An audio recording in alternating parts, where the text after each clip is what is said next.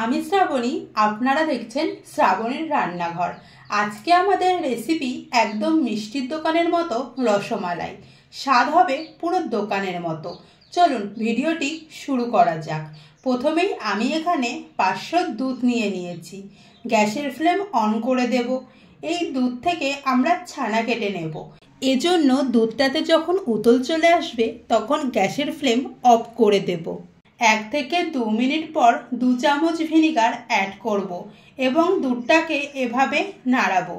আপনারা ছানা কাটার জন্য ভিনিগারের পরিবর্তে লেবুও ব্যবহার করতে পারেন। যখন দেখবেন এই রকম হালকা সবুজ কালার চলে এসেছে তখন বুঝবেন একদম ঠিকঠাক ছানা কাটা হয়ে গেছে।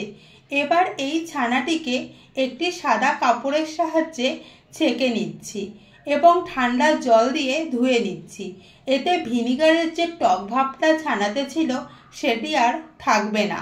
এবার এটিকে খুব ভালো করে চিপে জল ঝরিয়ে নেব। এখানে ছানাতে জল থাকলে রসমালাই ঠিকঠাকভাবে তৈরি হবে না। ছানা ধোয়া এই জলটা ফেলে এর ওপর একটি ছেঁকনি দিয়ে ছানাটা 10 মিনিটের জন্য এভাবেই রেখে দেব। এতে ছানাতে যে এক্সট্রা জল আছে সেটি বেরিয়ে যাবে। 10 মিনিট পর এবার ছানাটা দেখতে পাচ্ছেন একটুও জল এখানে নেই। ছানাটা মেখে নেব। এবার এর মধ্যে অ্যাড করব 1 চামচ ময়দা। ছানা ও ময়দা খুব ভালো করে মেখে নেব। ছানাটা সফট না হলে মিষ্টিটাও সফট হবে না। খুব ভালো করে মাখা হয়ে গেছে। এবার এটিকে লম্বা করে মাঝখান থেকে ছোট ছোট করে কেটে নেব। আবার এখান থেকে কেটে অর্ধেক নেব। হাতে সামান্য তেল মাখিয়ে নিচ্ছি। এতে ছানার গাটা প্লেন হবে।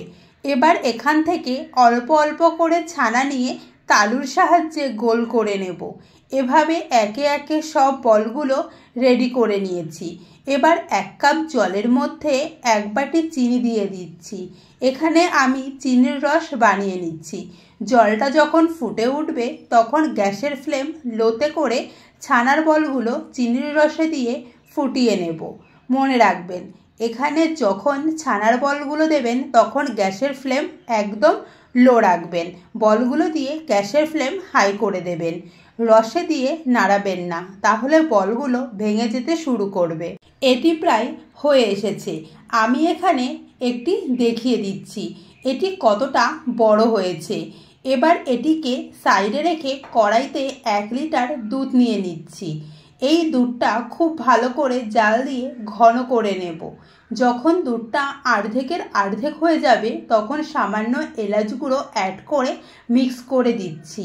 এবার রস থেকে তুলে ছানার বলগুলো এই দুধের মধ্যে দিয়ে দেব এবং খুব ভালো করে মিক্স করে গ্যাসটা অফ করে দিচ্ছি।